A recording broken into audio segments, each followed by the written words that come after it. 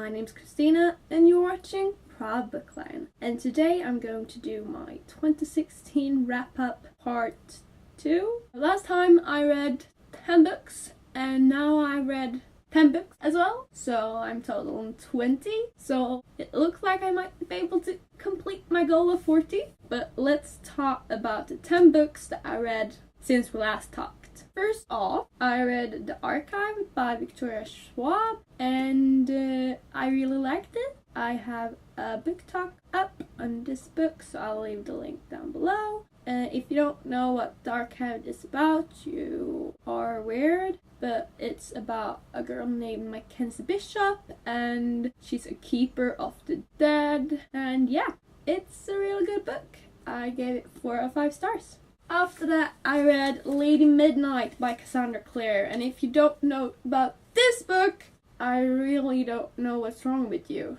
I have a book talk up about this book slump creator that I'll leave down below, but if you don't know, it's the newest part of Cassandra Clare's Shadowhunter world, and it takes place in Los Angeles, and it focuses on Emma Carstairs and Julian Blackthorne. It is really good and I gave it 5 out of 5 stars, and you should all read it if you're able to. Don't spoil yourself. Read TMI and TID first. Like, there's a lot of time until Lord of Shadows, because you will get into a book slump. We all do. We all did. Some of us are still in it. I'm talking about Hugh Kathleen.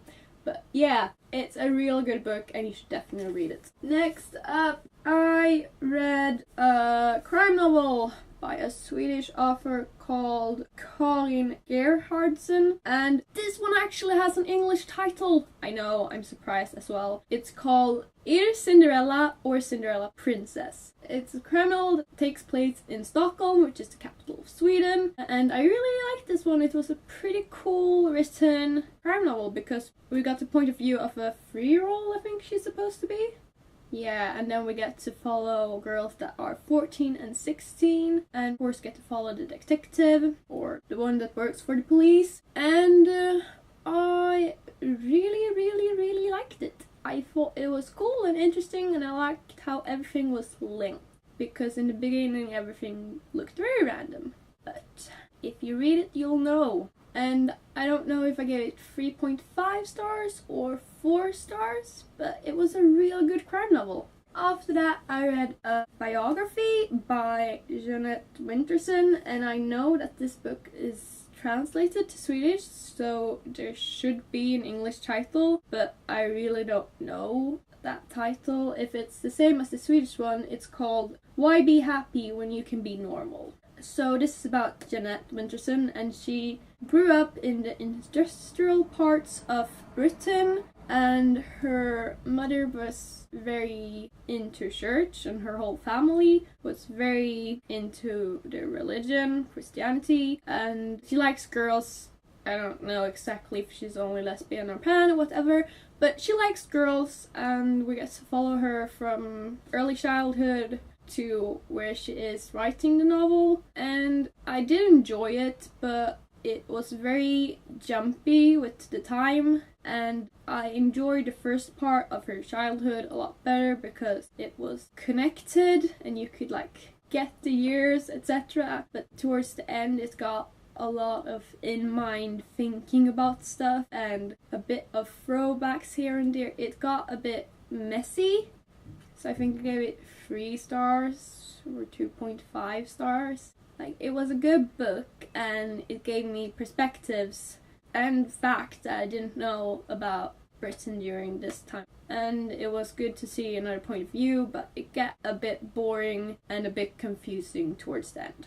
That's just my opinion. After that, I read another crime novel, and this time it's by a Swedish author as well, but without an English title. I'm sorry. It's by Denise Rudberg, and this is her 3rd novel, and she calls the style that she writes as elegant crime, and I guess that's a pretty good description of what she writes because she focuses a lot on the environments, and it's often with the high top people, you know, ones that have a lot of money and like are lawyers or stuff. So in this case, there's a politician that's dead, and the thing about these books are that they mostly focus around the people and their own lives, not the crime that has been committed. And I really like the characters that she's created, and I like getting to know them better and learning new facts about them and seeing where they get in life. So I really like that aspect. But if you're looking for a crime novel, this isn't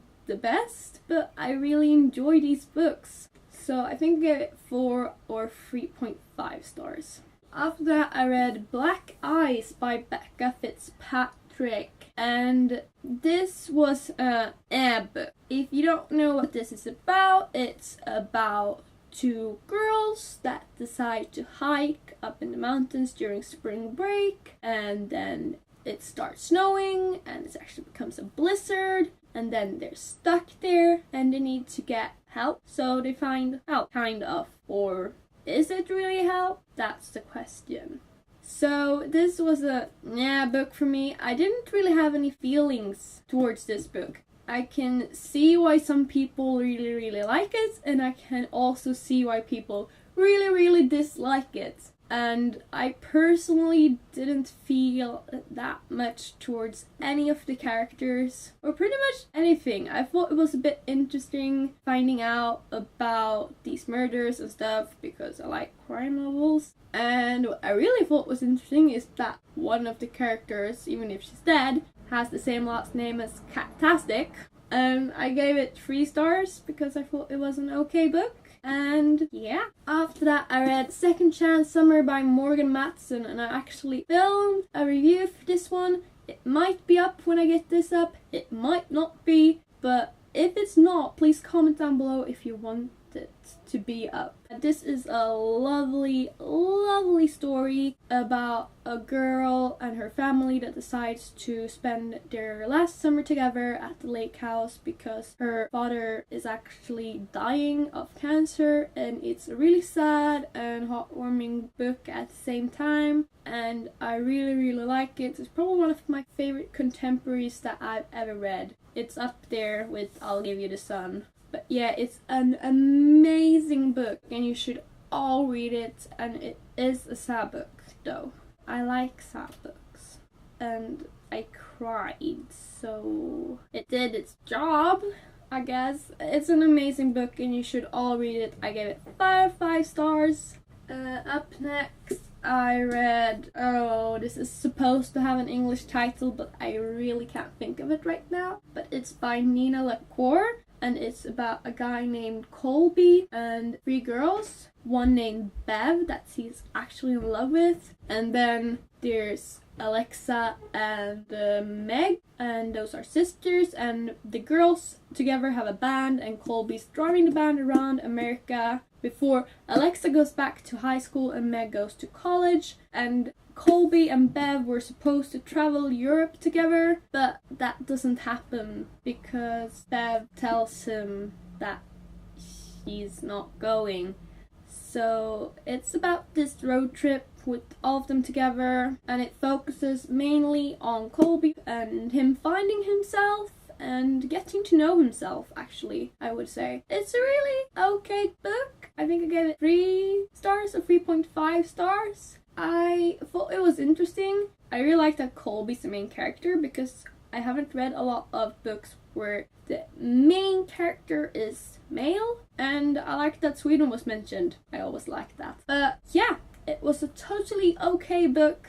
If you're interested in music and art and stuff like that, you probably enjoy it. I'm not, but it was nice reading about it. I get another perspective on things. After that, I read a Swedish book for my Swedish class, and it should be translated because there's a movie of this one in both Swedish and English. It's by John Ajvide Lindqvist, and if I just translate it to English, it's Let the Right One In. And it's like a paranormal thriller, and I I thought it was okay. I thought it was a bit weird, but it was okay. It's about a boy named Oscar, and he's bullied and has a hard time at school, and then suddenly he meets this girl called Eli, but Eli seems a bit weird and he's never seen her in school, and Oscar has never seen her parents. And yeah, there's definitely something up with this Eli kid. And at the same time, murders are occurring in this little town outside of Stockholm, I think. Something like that. It was a pretty okay book. And the last book I finished was, I don't know if this has an English title or not. It's by Malin Sten. It's a Swedish book, and it's called, if I translate this, it's called Sometimes You Don't Want to Go In Even If the Rain's Pouring Down. Which I know sounds a bit weird, but I really like this book. I gave it 4 out of 5 stars, and the thing that I maybe didn't like as much and lowered its rating a bit was that it's direct at younger readers, so I almost thought the writing was too easy in some ways. But I really enjoyed it. It's about a girl called Lovisa, and she's having a hard time at home because her mother has been diagnosed with, well, it's a form of depression where you're very tired, and a lot of people get it when they work too hard. I can't figure out the word right now. But she's been diagnosed with that, and the mother has always been the one that keeps the family together, and now she won't leave the guest room, and Louisa finds refuge in this artist's songs. So it's a bit about like fangirling and about finding your safe place at some other place. But then she has this neighbor that's really weird, she thinks, because he likes her and he's 2 years older than her, and she's really not interested.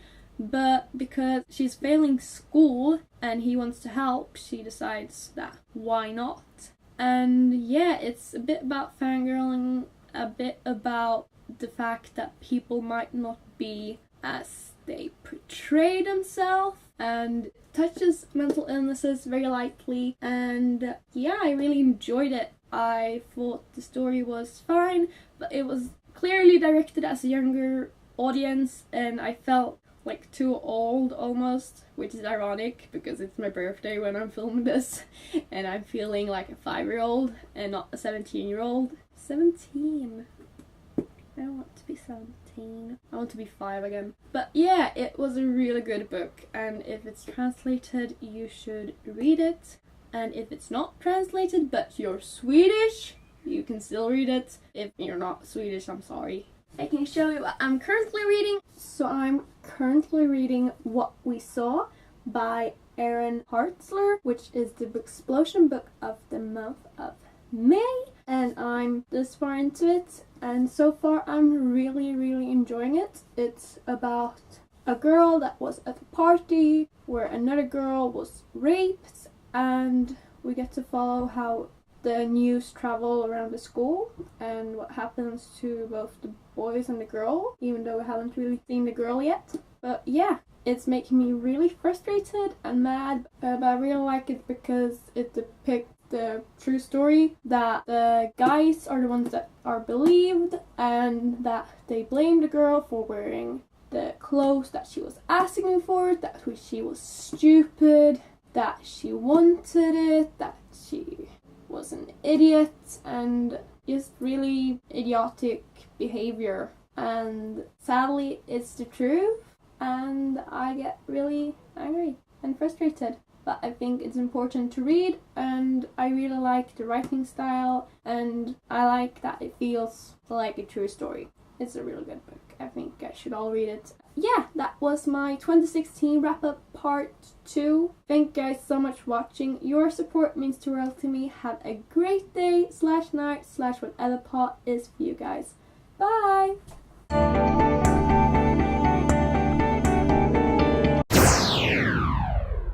And I really like that the guy in Swedish is called exhausting.